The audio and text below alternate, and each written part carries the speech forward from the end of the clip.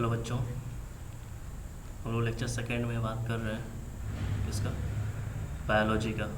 Biology का lecture second, और हम लोग बात करने वाले हैं चैप्टर नंबर फर्स्ट। कौन सा? जीवों में जनन। ठीक है,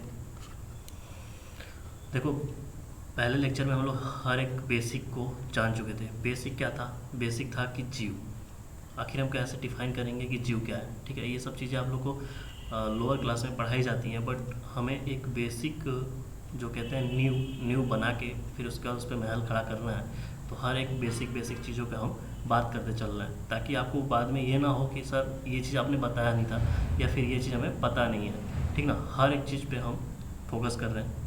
हो सकता है कि डीप नॉलेज ना दे पा रहे हैं, ब्रीफ नॉलेज, क्योंकि वो आपको प्रीवियस क्लासेस मतलब बहुत सारे छोटे क्लासेस में ये सब चीज़ें बताई जाती हैं कि जीव क्या है, जीव, सजीव और निर्जीव में अंतर क्या है। ये सब चीज़ें छोटे क्लासों में बताई जाती है। छोटे क्लासेस क्या मतलब फाउंडेशन, जैसे कि 9, 10, 11, ये सब चीज़ें आपका चलता रहता है। आप क्लास 12th में आ गए हो, बहुत होशियार हो गए हो, बहुत काफ़ी चीज़ें आप पढ़ चुके हो।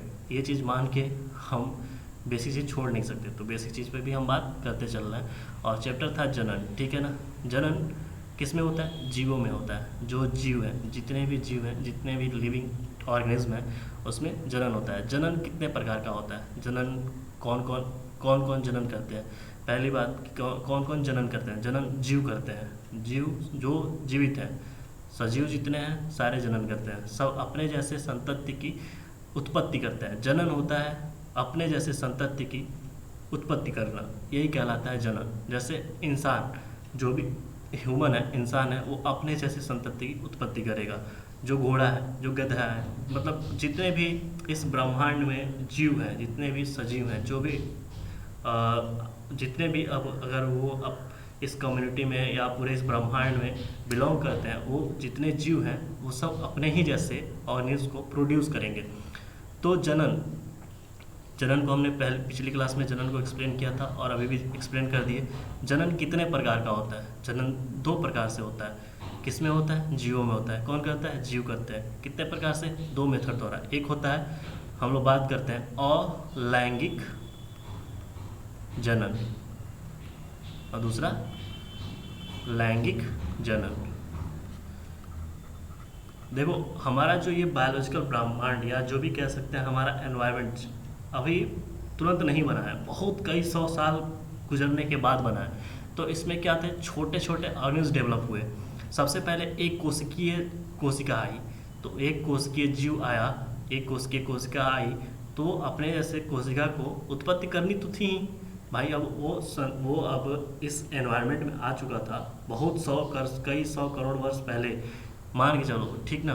तो वो अपने जैसे संतति की उत्पत्ति उसको करनी थी, क्योंकि अब वो लाइफ वहाँ से स्टार्ट हो गया था। एक सिंगल सेल से, एक कोशिका से लाइफ स्टार्ट हो चुका था। अब उसको क्या करना था? अपने जैसे संतति की उत्पत्ति करनी थी। उस टाइम उसमें हर एक सेल्स, हर एक बॉडी पूर्णतः डेवलप नहीं थी। तो क्या, कौन से मेथड द्वारा रिप्रोड्यूस किया? कौन से मेथड द्वारा अपने ऐसे संतति की उत्पत्ति किया? वो मेथड था अलैंगिक जनन। ठीक है, बाद में जो जितने एनिमल्स हैं, जितने छोटे एनिमल्स हैं या प्लांट्स हैं, जितने ऑर्गेनिज्म हैं, छोटे ऑर्गेनिज्म, वो सब लोअर, यहाँ लिख सकते हैं लोअर ऑर्गेनिज्म, मतलब छोटे ऑर्गेनिज्म जितने हैं, छोटे जीव जितने हैं, वो सब क्या करते हैं? अलैंगिक जनन करते हैं। बाद में क्या हुआ? पूरा बॉडी ऑर्गन सिस्टम या हर एक बॉडी डेवलप हो गया। डेवलप होने के बाद हर एक बॉडी का फंक्शन अलग अलग हो गया, जिससे वो लैंगिक जनन का उदय हुआ। ठीक है बेटा, तो हम जनन बात कर रहे थे, और जनन में 2 कैटेगरी से, मतलब 2 रूप से जनन होता है। इसमें हम लोग बात कर रहे थे अलैंगिक जनन पे। अलैंगिक जनन कितने प्रकार के होते हैं? मान लो कोई प्लांट्स हैं, कोई एनिमल्स हैं, वो किस तरीके से अलैंगिक जनन करके अपने ऐसे संतति की उत्पत्ति करेंगे। पहले कुछ कोशिका थे जो अपने ही कोशिका को पहले ग्रोथ करते थे। ग्रोथ करने के बाद फिर फर्दर वो डिवाइड कर जाते थे, डिवीजन होता था। डिवीजन होने के बाद वो 2 संतति या मल्टीपल संतति को प्रोड्यूस करते थे। लेकिन कुछ प्लांट्स ऐसे थे, ये तो जीव की मैंने बताई, एनिमल्स की बताई, जो प्लांट्स थे, जो पादप थे, वो क्या करते थे, उनके ऊपर एक इंडिविजुअल का ग्रो होता था, ठीक ना। कुछ प्लांट्स में क्या करता था कि वो प्लांट्स पत्तियों पे ग्रो होने लगता था, पत्तियों पे प्लांट्स पे ग्रो होता था।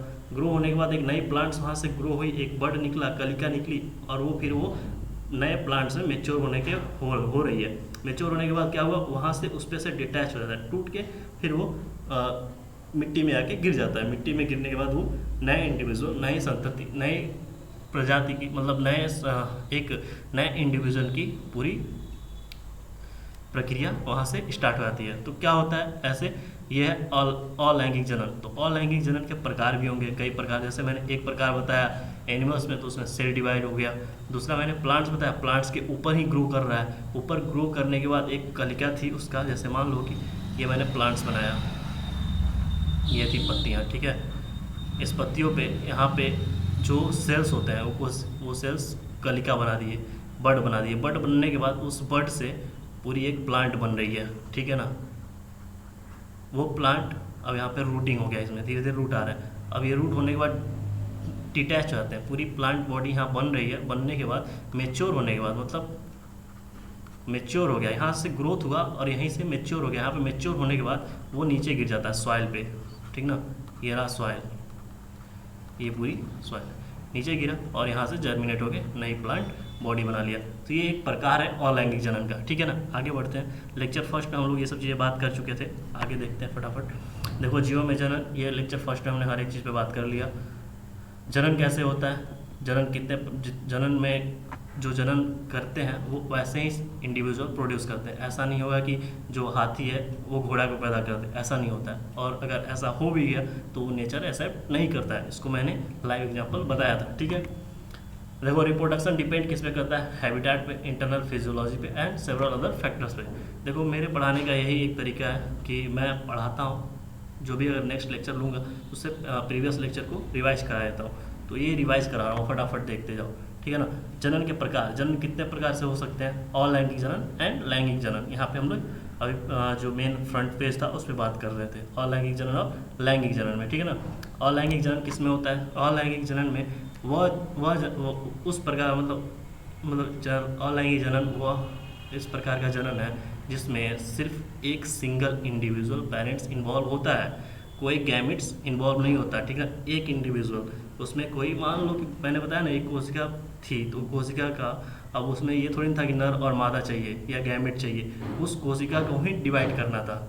तो ये प्रकार है अलैंगिक जनन का, ठीक है ना। और अलैंगिक जनन में सिंगल इंडिविजुअल इन्वॉल्वमेंट होता है। और अलैंगिक जनन में क्या होता है, रिप्रोड्यूस होके एक same morphology and genetically similar and genetically similar reproduce करके ऑर्गेनिज्म की उत्पत्ति होती है, जो कि अपने माता मतलब जो अपने पेरेंट्स से सिमिलर होता है। ये कैरेक्टर जो उसके अंदर आता है इसी को बोलते हैं क्लोन। इस पर भी हमने बात किया था, ठीक है। यहाँ है क्लोन, ठीक है। अब बात करते हैं, यहाँ से हमें सेकेंड लेक्चर की स्टार्ट करनी थी, ठीक है। तो इसके पहले जो भी हमने बताया है ये प्रीवियस लेक्चर का था, रिकैप मैंने किया जल्दी में बहुत सारी चीज़ों को। आप अगर और भी डीप नॉलेज लेना है तो फर्स्ट लेक्चर देख लीजिए, और नहीं तो फिर सेकेंड लेक्चर यहाँ से स्टार्ट करते हैं हम लोग। सेकेंड लेक्चर में बात थी कि अलैंगिक जनन। अलैंगिक जनन करता कौन है, अलैंगिक जनन वही करता है जो लोअर इंडिविजुअल है, मतलब लोअर ऑर्गेनिज्म है, जो छोटे जीव हैं। छोटे जीव अलैंगिक जनन निम्न प्रकार से करते हैं, कैसे। पहला है कोशिका विभाजन, फर्स्ट है कोशिका विभाजन। कोशिका विभाजन करके कौन कौन से ऐसे ऑर्गेनिज्म हैं जो अपने जैसे संतति की उत्पत्ति करते हैं, तो है किंगडम प्रोटिस्टा। कौन है, ये है किंगडम, इसे बोलते हैं किंगडम जगत, ठीक है। किंगडम प्रोटिस्टा, ये है यूनेरा नहीं है बेटा, मोनेरा, किंगडम मोनेरा, ठीक है, मोनेरा। तो ये दोनों सेल डिवाइड करके, मतलब सेल डिवीजन से, कोशिका विभाजन से नए संतति की उत्पत्ति करते हैं। दूसरा इसी में एक टाइप है अलैंगिक जनन का, विखंडन। विखंडन कौन करता है, अमीबा और पैरामीशियम और यूग्लिना। ये अमीबा, पैरामीशियम और यूग्लिना, ये तीनों विखंडन द्वारा नए संतति की उत्पत्ति करते हैं, ठीक है।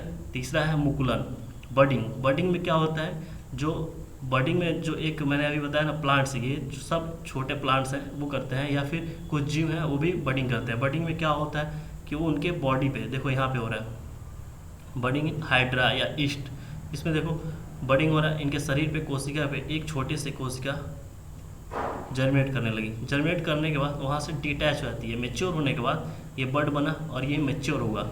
मैच्योर क्या मतलब कि सारे अंदर इसके कोशिकाएं जितनी भी इसको नीड है, जितने इसके अंदर पेरेंट बॉडी में है, उतने इसके अंदर पूरा हर चीज़ का डेवलप हो गया।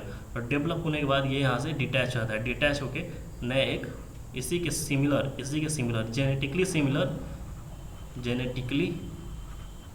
सिमिलर एंड मॉर्फोलॉजिकली सिमिलर, मतलब कि जीन में और जो उसका बाहरी स्ट्रक्चर है उसके रूप में एकदम समान है पेरेंट से, जो नया ऑफस्प्रिंग, नई संतति जो बनी है, किसके द्वारा? बडिंग। ये तीनों वही कार्य हैं, ठीक है। ऑल लैंगिक बीजाणु, जैसे एसेक्सुअल स्पोर, जैसे कि स्पोर क्या, किसके द्वारा? सूक्ष्मदर्शी जो स्पोर के द्वारा कवक और कुछ में अलैंगिक जनन होते हैं। पेनिसिलियम में किसके द्वारा होता है? पेनिसिलियम में होता है कोनिडिया के द्वारा, ठीक है ना। स्पंज में किसके द्वारा होता है? जेम्यूल्स के द्वारा, ठीक है ना। अब हम लोग बात करेंगे प्लांट्स पे। प्लांट्स का दे रखा है, प्लांट्स में एसेक्सुअल रिप्रोडक्शन का नाम हम लोग जानते हैं कायिक जनन से। कायिक जनन करके प्लांट्स अपने जैसे इंडिविजुअल की, अपने जैसे संतति की उत्पत्ति करता है, ठीक है ना। चलो, इन सब चीज़ों का ये था ब्रीफ नॉलेज। अब हम बात करते हैं डीपली, अब घुसते हैं हम इसमें कि सामान्य कोशिका विभाजन कैसे होता होगा, ठीक है ना। तो नेक्स्ट स्लाइड में शायद यही होगा, ठीक है, शायद कंफर्म यही है, कोशिका विभाजन, ठीक है। कोशिका विभाजन पॉइंट यहाँ पे लिख लो एक, कोशिका विभाजन अलैंगिक जनन का प्रकार है। क्या है? अलैंगिक जनन का प्रकार है। कोशिका विभाजन, देखो मैंने कोशिका का चैप्टर पढ़ाया था तुम लोग को। कोशिका के चैप्टर में ये क्या था? ये छोटी कोशिका थी, ठीक है। यहाँ समझ लो, ऊपर मत देखो, यहाँ देखो, ठीक है। ऊपर तो डेफिनेशन लिखा हुआ है, क्या होता है, कैसे होता है, वो सब चीज़ें मैंने यहीं से एक्सप्लेन कर देनी है, ठीक है ना। तो यहाँ देखो, कोशिका जो है, कोशिका क्या होना है? ग्रोथ होना है। कोशिका का ग्रोथ हुआ, ग्रोथ मतलब वृद्धि हुई कोशिका में, कोशिका की वृद्धि हुई। कोशिका की वृद्धि हुई तो अंदर क्या होगा? कोशिकांग उपस्थित हो जाएंगे, ठीक है। सारे कुछ डेवलप होंगे। डेवलप इस प्रकार होंगे, देखो ये होगा सेल वॉल, मैंने बताया था। सेल वॉल यूनिक कैरेक्टर है प्लांट्स का एंड मोनेरा, कुछ बैक्टीरियाओं में, ठीक है ना। बाकी एनिमल्स में सेल वॉल्स नहीं पाया था। ये रहा सेल मेम्ब्रेन। कोशिका झिल्ली, इसे बोलते हैं कोशिका भित्ति। अंदर क्या हुआ? अंदर है cytoplasm. What is the meaning of cytoplasm? कोशिका द्रव, ठीक है बेटा। अब क्या हुआ? ये इसके अंदर जो साइटोप्लाज्म हो, ये सेल मेम्ब्रेन जो होता है, अगर ये प्रोकैरियोटिक सेल्स है तो सेल मेम्ब्रेन का उभार या फिर उसमें कुछ इस प्रकार का स्ट्रक्चर बन के वो बनाता है एक स्ट्रक्चर, उसको बोलते हैं मीजोसोम्स, ठीक है, ठीक है। तो ये जो कोशिका विभाजन होती है, ये होता है kingdom protista and kingdom Monera में। तो मोनेरा में न्यूक्लियस हम सब जानते हैं, आप 11th में पढ़े होंगे और मैंने भी पढ़ा है 11th में। तो जो भी कोशिका के अंदर केंद्रक अनुपस्थित होता है, ठीक है ना। कोशिकांग इसमें अनुपस्थित होते हैं, किसमें? प्रोकैरियोट्स में। मोनेरा एक प्रोकैरियोट्स है, जो किंगडम मोनेरा है वो प्रोकैरियोट्स है। प्रोकैरियोट्स हमने हर चीज़ बताया है, ठीक ना। और इसमें सिर्फ एक ही कोशिकांग होता है, वो कोशिकांग क्या नाम है? राइबोसोम्स, ठीक है। इन सब चीज़ों पे हम लोग बात कर चुके हैं और इन सब चीज़ों पे अब डीपली नहीं जाएंगे, ये ब्रीफ था। और ये देखो, अब ये हुआ कोशिका का ग्रोथ। अब यहाँ पे हुआ कोशिका का डुप्लीकेशन होगा, डुप्लीकेट होगा, ठीक है ना। डुप्लीकेट मतलब कोशिका के अंदर जो भी चीज़ें हैं वो डबल हो जाएंगी। डबल होने से क्या होगा? अब कोशिका हर चीज़ को अपने अंदर डबल मात्रा में रख ली है। रखने के बाद अब ये यहाँ पे कोशिका का विभाजन होगा। यहाँ तक तो था कोशिका की वृद्धि, यहाँ कोशिका का प्रिपेयर हो रहा था, यहाँ से कोशिका डिवाइड होगा, ठीक है ना। कोशिका डिवाइड इस प्रकार होगा समसूत्री विभाजन से, माइटोसिस करके, और ये नए इंडिविजुअल को बनाएगा सेम अपने ही जैसा, ठीक है ना। ये किस में होता है? किंगडम प्रोटिस्टा और मोनेरा में। तो ये जो भी स्लाइड है, मतलब जैसे हमने यहाँ पे सुव्यवस्थित लिखा है, ऐसे ही अपने आप नोट्स में सुव्यवस्थित लिखिएगा, ठीक है ना। तो यहाँ पे देखिए कोशिका विभाजन, कुछ जीवों में कोशिका विभाजन से नई संतति की उत्पत्ति होती है और यह अलैंगिक जनन का प्रकार है, ठीक है। यहाँ पे हमने लिख दिया है। ठीक है ना। और ये किस में होता है, किंगडम प्रोटिस्टा। किंगडम प्रोटिस्टा क्या है, यूनिसेलुलर किंगडम है। यूनिसेलुलर मतलब एक कोशिकीय जीव का पूरा ये जगत है, कौन सा है, प्रोटिस्टा। और मोनेरा में क्या होता है, प्रोकैरियोट्स, मतलब मोनेरा जितना है किंगडम बैक्टीरिया, मतलब मोनेरा का जो है बैक्टीरिया वाला किंगडम है, और बैक्टीरिया में ये पूरा प्रोकैरियोट्स है, इसे यूकैरियोट्स बोलते हैं। प्रोटिस्टा एक यूकैरियोट्स किंगडम है, ठीक है। कोशिका विभाजन भी एक प्रकार का जनन, रिप्रोडक्शन की विधि है, अलैंगिक जनन का प्रकार है, ठीक है ना। इसमें समसूत्री विभाजन से नई संतति की उत्पत्ति होती है। आप यहाँ देख लीजिए, यहाँ पे ये हो रहा है सेल डिवाइड हो रहा है, यहाँ पे हम लिख दे रहे हैं सेल डिवीजन। यहाँ से सेल डिवीजन स्टार्ट हुआ। यहाँ पे पहले ग्रोथ हुआ, कोई भी कोशिका पहले पूरी मेच्योर होती है, कोशिका ग्रोथ करती है। ग्रोथ करने के बाद वो ग्रोथ की इस प्रकार की, मतलब उसके अंदर सब कुछ अवेलेबल हो गया, पर उसको अगर डिवाइड करना हो तो उसके अंदर हर एक चीज़ का डुप्लीकेशन होना चाहिए, अगर वो समसूत्री विभाजन करने वाला है तो, ठीक है। या कोई समसूत्री विभाजन या मेयोसिस अर्धसूत्री विभाजन हो, कोई विभाजन करना हो तो कोशिका पूरा मेच्योर होना चाहिए, उसके अंदर हर एक चीज़ डबल मात्रा में होनी चाहिए, ताकि वो डिवाइड करे तो दो परिवार में, दो घरों में, दो संतति को बनाए तो उसमें इक्वल बांट सके। समसूत्री विभाजन मतलब होता है इक्वल बांटना, ठीक ना, इक्वल दोनों में देना, इसमें जितना इसमें देगा उतना ही इसमें भी देगा, ठीक है। तो ये है कोशिका विभाजन, पहला था कोशिका विभाजन, और ये किसका था, अलैंगिक जनन का प्रकार था, ठीक है। कोशिका विभाजन किस में होता है, kingdom protista and kingdom Monera. कोई पूछ दे कि बैक्टीरिया क्या करते हैं, तो बैक्टीरिया अलैंगिक जनन करते हैं, बट फेवरेबल कंडीशन में वो लैंगिक जनन करते हैं। तो ये चीज़ हम बाद में बताएंगे, नोट पॉइंट करके लिखवा देंगे, बट यहाँ जो है हमको याद रखना है कि कोशिका विभाजन से ही बैक्टीरिया अपनी जैसी संतति को उत्पत्ति करती है, ठीक है। और कौन है, प्रोटिस्टा, किंगडम प्रोटिस्टा, इस पर भी हम लोग बात करते चलेंगे, ठीक है, हर एक चीज़। दूसरा आपका मेथड था अलैंगिक जनन का, वो था फिजन,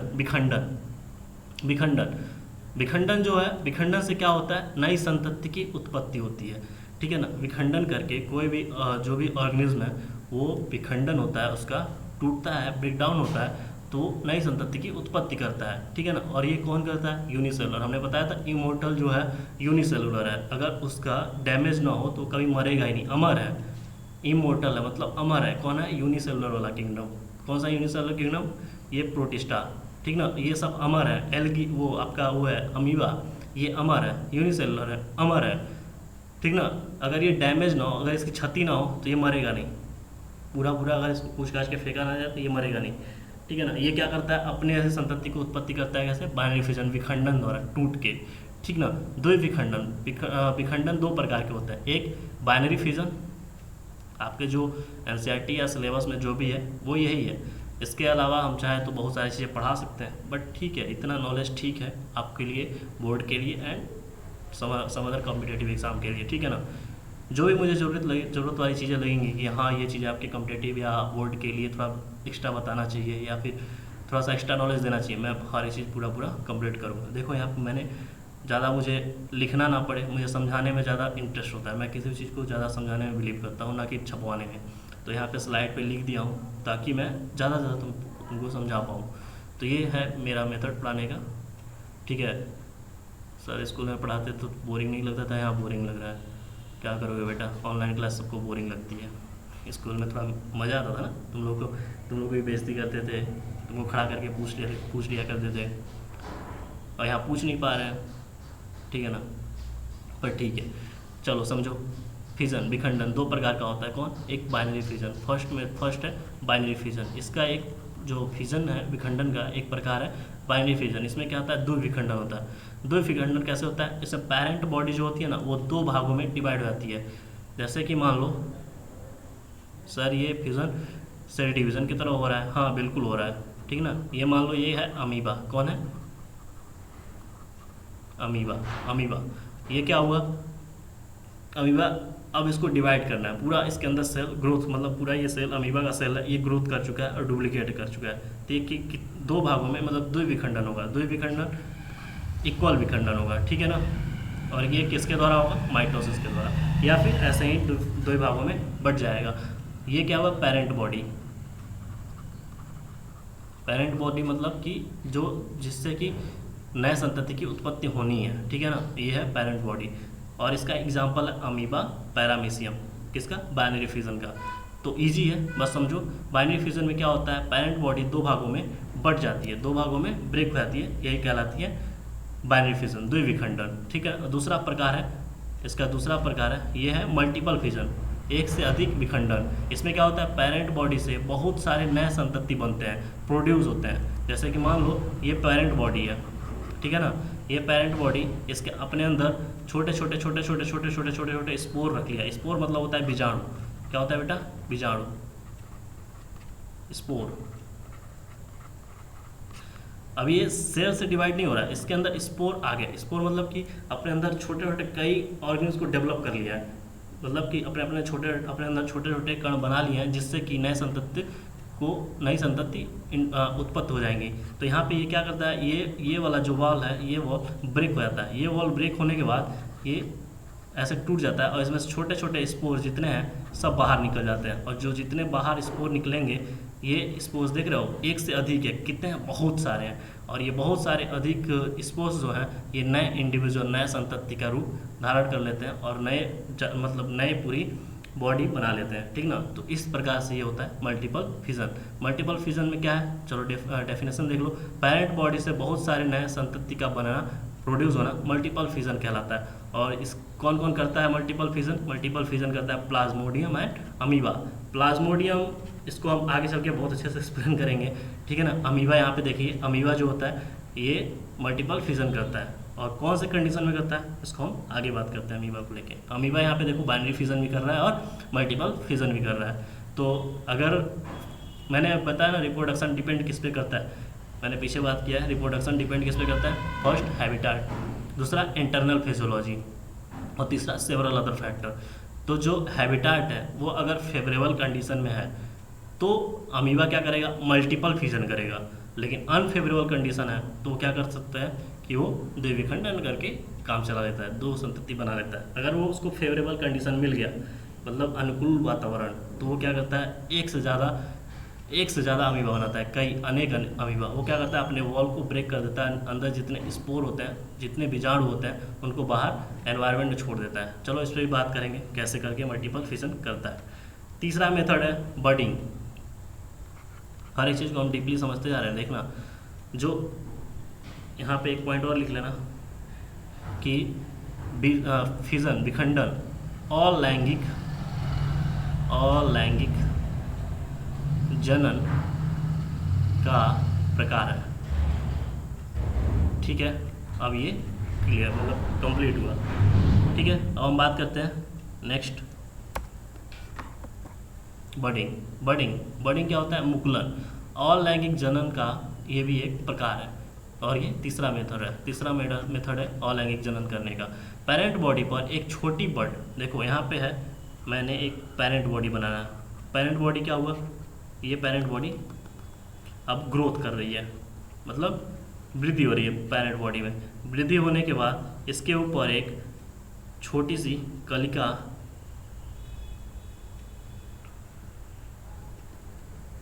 छोटी सी कली का उभार, जो छोटी सी कली इसके ऊपर उभार के रूप में बन जाती है।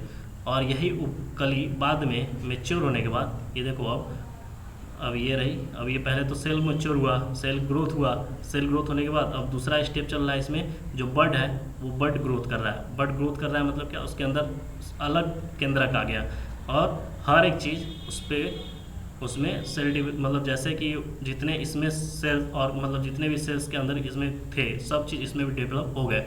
और बाद में क्या हुआ, ये पेरेंट बॉडी से डिटैच होके एक नए बॉडी के रूप में बन जाता है और यही कहलाता है बडिंग। क्या कहलाता है, बडिंग। ये कौन कौन करता है, ईस्ट एंड हाइड्रा। कौन करता है, ईस्ट एंड हाइड्रा। ठीक है ना। बाद में कली मैच्योर होने के बाद पेरेंट बॉडी से डिटैच हो गया, मतलब यहाँ से अलग हुआ, पेरेंट बॉडी से ये अलग हो जाता है। कौन, बड, इसे बोलते हैं बड मतलब कली। ठीक है ना। अब ये कली डिटैच होके नए बॉडी के रूप, नई संतति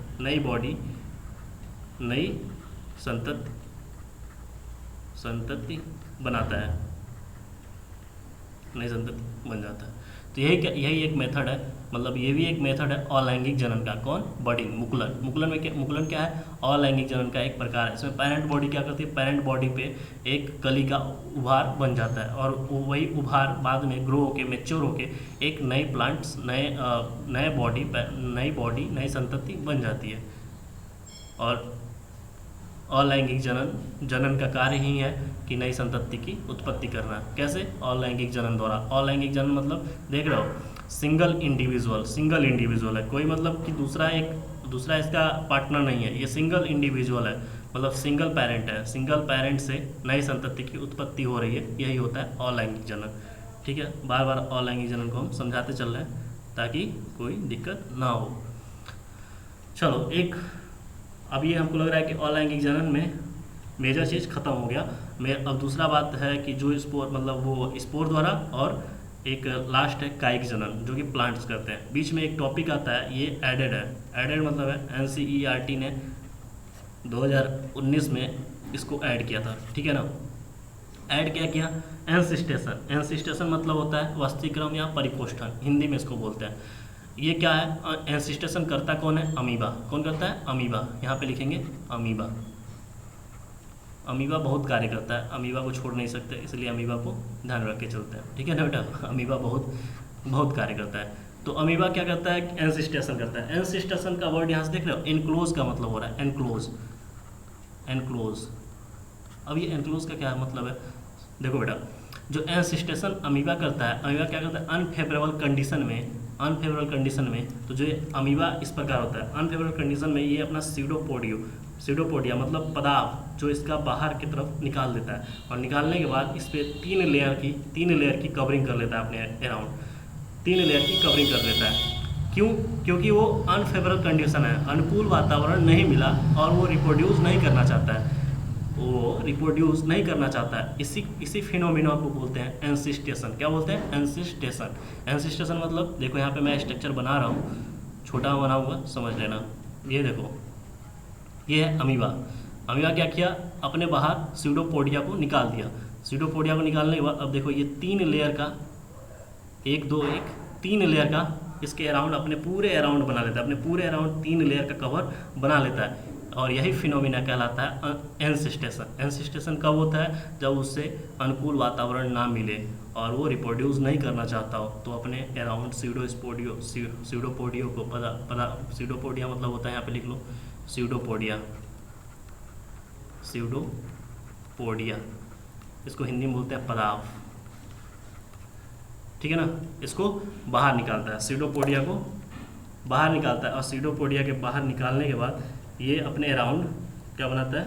अपने अराउंड सीडोपोडिया के अराउंड तीन कवर बना देता है, 3 लेयर बना देता है, जिससे कि वो टूटे ना या फिर वो रिप्रोड्यूस ना हो सके। ये टूट के अमीबा क्या कर रहा है? टूटता ही है। अमीबा टूट के ही अपने नए छोटे संतति को बनाता है। लेकिन ये है एंसिस्टेशन। पढ़ लेते हैं एक बार डेफिनेशन इसका। अनफेवरेबल कंडीशन में अमीबा निकालता है अपने अराउंड सीडोपोडिया मतलब होता है पदार्थ, जो कि 3 लेयर कवर सिस्ट बनाता है। इसी को एंसिस्टेशन कहते हैं। क्या कहते हैं? इसी को एंसिस्टेशन। जो अपने अराउंड एनक्लोज कर लिया अपने आप को। ये देखो ना, ये अमीबा है, ये सीडोपोडिया निकाल दिया बाहर। सीडोपोडिया निकालने के बाद इसके तीन कवर बना लिया इसके अराउंड, पूरे होल बॉडी के अराउंड 3 लेयर का कवर बना लिया, और वो रिप्रोड्यूस नहीं होना चाहता। लेकिन जैसे ही फेवरेबल कंडीशन मिलता है, यहाँ पे देखो, लेकिन जैसे ही फेवरेबल कंडीशन मिलता है, अनुकूल वातावरण मिलता है, वही एंसिस्टेड अमीबा जो अपने अराउंड सिस्ट बना के रखा था, अपने अराउंड मतलब क्लोज कर लिया था 3 लेयर का, वो सिस्ट टूट जाता है। वो सिस्ट टूट के मल्टीपल फिजन, देखो ये पीछे हम बताए थे मल्टीपल फिजन, एक से अनेक छोटे स्पोर्स मतलब होता है बीजाणु। ठीक है ना बेटा? स्पोर्स, स्यूडोपोडियोस्पोर्स मतलब पदार्थ बीजाणु को सराउंड बाहर मतलब सराउंडिंग में बाहर की तरफ छोड़ता है, जिससे कि बहुत सारे नए अमीबा प्रोड्यूस होते हैं। ठीक है ना? समझ में आया? जैसे कि मान लो कि फेवरेबल कंडीशन में ये अमीबा जो पूरा अपने अराउंड 3 लेयर का कवर बना लिया था, वो तीनों लेयर का कवर टूट जाता है। ठीक है? इसके लिए लाइव एग्जांपल हम दिखाते हैं आपको। ये देखो, ये मान लो ये तुम्हारा अमीबा था। अमीबा क्या किया था अपने अराउंड, एंसिस्टेड अमीबा था, और ये एंसिस्टेड अमीबा अपने अराउंड 3 कवर बनाया था, ठीक है ना, 1 2 3, ये पूरा 3 से कवर से पूरी बॉडी को कवर कर लिया था, ठीक है ना। अब क्या हुआ, फेवरेबल, यहाँ पे अनफेवरेबल कंडीशन था, ये पूरा कंडीशन जो था, ये पूरा कंडीशन अनफेवरेबल था, अनफेवरेबल मतलब कि अनुकूल वातावरण नहीं था, अनुकूल वातावरण नहीं था, अनुकूल वातावरण नहीं था किसके लिए, रिप्रोड्यूस होने के लिए, रिप्रोड्यूस होने के लिए अनुकूल वातावरण नहीं था। बट जैसे ही अनुकूल वातावरण यहाँ मिलता है, फेवरेबल कंडीशन मतलब अनुकूल वातावरण, ऐसे ही आप लोग को बनाना है, ठीक है ना। थोड़ा मैं इस पर घसीट दे रहा हूँ, लेकिन आप लोग को अच्छे से नोट्स में रखना है। अनुकूल वातावरण होते ही, अनुकूल वातावरण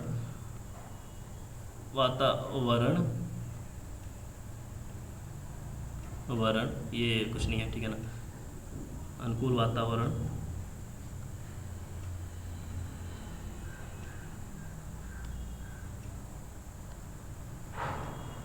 देख रहे हो, अनुकूल वातावरण होते ही जो सिस्ट वॉल है टूट जाता है, सिस्ट वॉल मतलब कवर वाला जो वॉल है, वो जो कवर किया था अपने अराउंड, वो टूट जाता है। टूटने के बाद अपने अंदर स्पोर, जो उसके अंदर स्पोर रहता है ना, स्पोर बनाया रहता है, सीडोपोडियो स्पोर, वो बाहर एनवायरनमेंट में बहुत सारे अमीबा को, वह स्पोर को लिबरेट कर देता है। इस फिनोमिना को बोलते हैं स्पोरुलेशन। क्या बोलते हैं, स्पोरुलेशन, बीजाणु जनन, इसे कहते हैं बीजाणु जनन, ठीक है ना। और ये एग्जाम्पल है अमीबा का, ठीक है।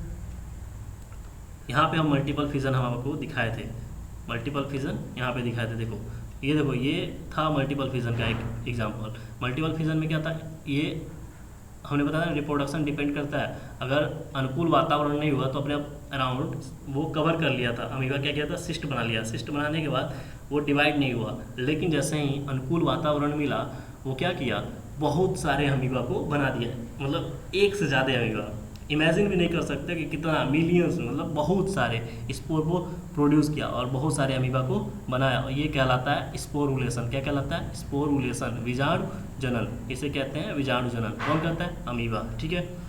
तो ये एक टॉपिक था और इस टॉपिक को हमने क्लियर किया। अब कुछ नोट्स हैं, नोट्स पॉइंट देखो। किंगडम फंजाई और लोअर प्लांट्स, ये सभी विशेष प्रकार के अलैंगिक संरचना, इन सब में विशेष प्रकार की अलैंगिक संरचना पाई जाती है। वही हम बोले थे, जो कॉमन वाला जो आप अभी हम आपको दिखाए थे, स्पोर, बीजाणु, जो स्पोर वाला, तो वो जो है एक विशेष टाइप का होता है। किस में होता है, किंगडम फंजाई और कुछ लोअर प्लांट्स में। इसमें अलैंगिक संरचना पाई जाती है, जो कि चल बीजाणु, जो स्पोर, अलैंगिक जो चल बीजाणु जो स्पोर है, ठीक है ना। अन्य अलैंगिक संरचनाएं, जैसे अभी हम लोग बात किए थे कोनिडिया, किसमें होता है, पेनिसिलियम में कोनिडिया द्वारा एसेक्सुअल रिप्रोडक्शन, अलैंगिक जनन होता है। बर्ड्स, हाइड्रा, जेम्यूल्स, स्पॉन्जेस, ये सब चीज़ें हम लोग बात कर चुके हैं। नोट पॉइंट नीचे एक और लिखा हुआ है, जंतु तथा अन्य साधारण जीवों में अलैंगिक जनन का शब्द का प्रयोग स्पष्ट रूप से किया जाता है। किसमें, जंतु में और साधारण जीव में। लेकिन अगर बात की जाए तो प्लांट्स में इस शब्द का प्रयोग निरंतर किया जाता है, और यह प्लांट्स में नए एसेक्सुअल रिप्रोडक्शन को हम नहीं बोलते हैं, और प्लांट्स में बोलते हैं हम कायिक जनन। क्या बोलते हैं, कायिक जनन। अलैंगिक जनन न बोल के हम प्लांट्स में बोलते हैं कायिक जनन। जितने भी लोअर प्लांट्स हैं, मतलब छोटे प्लांट्स जितने भी हैं, लोअर प्लांट्स हैं, वो सारे कायिक जनन करके नए संतति की उत्पत्ति करते हैं, ठीक है ना। अब ये जो हम लोग देखें कोनिडिया और पेनिसिलियम, ये सब चीज़ें, और इसका हम लोग फिगर से समझ लेते हैं। ये देखो, ये है पेनिसिलियम का स्ट्रक्चर, किसका है, पेनिसिलियम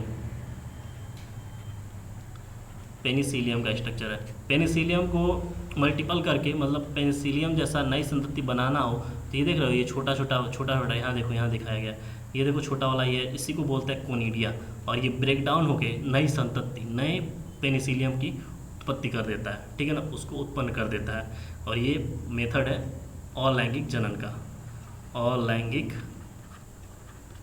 जनन का प्रकार है, ठीक है ना, अलैंगिक जनन का प्रकार है। किसमें, पेनिसिलियम में, किसके द्वारा, कोनिडिया के द्वारा। दिख रहा है कोनिडिया, ये पूरा, ये ऊपर वाला, ये सब चीज़ दिख रहा है, ये सब कोनिडिया है। इससे कोनिडिया ब्रेक डाउन हुआ, नीचे गिरा, और नीचे गिरने के बाद वो नई होल बॉडी बना लेता है, नई होल बॉडी पूरी पेनिसिलियम की बना देता है, ठीक है ना। अभी पेनिसिलियम है क्या, यहाँ देखो थोड़ा डीप में जाते हैं। पेनिसिलियम एक साधारण फफूंद है, फफूंद मतलब होता है फंजाई, ठीक है ना। यह एक प्रकार का कवक श्रेणी का मृत जीवी वनस्पति है। इसे नीली या हरी फफूंद भी कहा जाता है। यह सड़ी गली सब्जियों, जैसे सब्जी वब्जी देखे हो, सड़े गला सब्जी होता है, या कभी कभी सब्जी कई दिनों से रखा उस पर देखते हैं फफूंद टाइप आ जाता है, ठीक ना, वही होता है पेनिसिलियम। कटे हुए फल, रोटी, सड़े हुए मांस पे, चमड़े पे आदि पर उगता है, कौन, पेनिसिलियम उगता है, ठीक है ना। अब बात कर रहे थे बर्डिंग। बर्डिंग किसमें होता है, ईस्ट और हाइड्रा में। हाइड्रा में देखो, ये देखो यहाँ से एक बर्ड, ये है बर्ड मतलब कली, और ये ग्रो हुआ, ग्रो होने के बाद देख रहे हो इतना बड़ा बना, और इतना बड़ा बनने के बाद ये देखो इतना बड़ा स्ट्रक्चर बनने के बाद यहाँ से डिटैच हो गया, किससे, पेरेंट बॉडी से डिटैच हो गया। हेलो, आप, हाँ कर रहे हैं,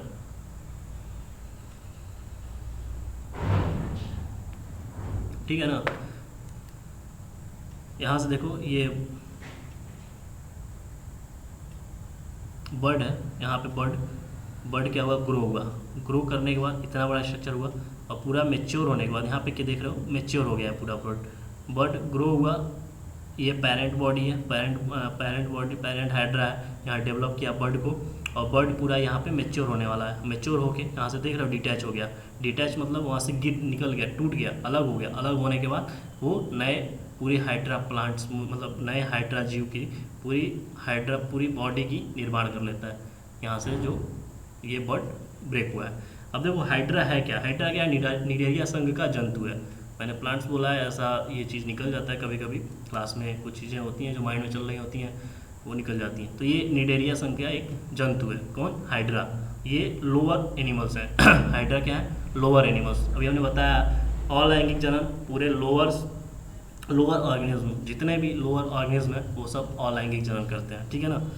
तो ये देखो इस प्रकार से ये जलीय जंतु का आकार कुछ मिलीमीटर का होता है, तथा इनके अध्ययन के लिए सूक्ष्मदर्शी यंत्र का उपयोग करते हैं, ठीक ना, आवश्यकता पड़ती है। इसमें प्रजनन की प्रक्रिया अलैंगिक जनन मेथड द्वारा अलैंगिक जनन से होती है। अलैंगिक जनन देख रहे हो यहाँ पे, बर्ड ग्रो हुआ, पहले बर्ड निकलने के बाद बर्ड धीरे धीरे ग्रो कर रहा है, डेवलप हो रहा है। डेवलप होने के बाद एक टाइम ऐसा हुआ कि बर्ड वहाँ मेच्योर हो गया। मेच्योर होने के बाद वहाँ से डिटैच अलग हो जाता है, और अलग होने के बाद एक नई होल बॉडी का निर्माण करता है, ठीक है। तो ये थे अलैंगिक जनन के प्रकार। वीडियो काफ़ी लेंदी हो गई हैं, और हम लोग नेक्स्ट लेक्चर में बात करेंगे प्लांट्स में कैसे कायिक जनन होता है, कायिक जनन कैसे होता है, और कायिक जनन के प्रकार क्या हैं, ठीक ना, कौन से छोटे प्लांट्स जो हैं कायिक जनन करते हैं, ठीक है ना, नेचुरल क्या है और आर्टिफिशियल क्या है, ठीक है ना। इन सब चीज़ों पे हम लोग बात करेंगे नेक्स्ट लेक्चर में, लेक्चर नंबर 3, और ये है लेक्चर 2। तो यहाँ पे आपका कुछ पोर्शन कंप्लीट होता है, ठीक है ना। तो उम्मीद करते हैं आपको बहुत सारी चीज़ों को नए रूप में नए इन्फॉर्मेशन मिले हैं और अलग है। तो आप उम्मीद करते हैं कि आप कुछ चीज़ें सीखें यहाँ पे, ठीक है। हाँ, वो लेक्चर शेड्यूल नहीं है अभी, थोड़ा सा कुछ वजह से हम थोड़ा सा डिस्टर्ब है, बट लेक्चर शेड्यूल हो जाएगा जल्द ही, ठीक है। चलिए पढ़ते रहिए, नोट्स अच्छे से बनाना, ठीक है।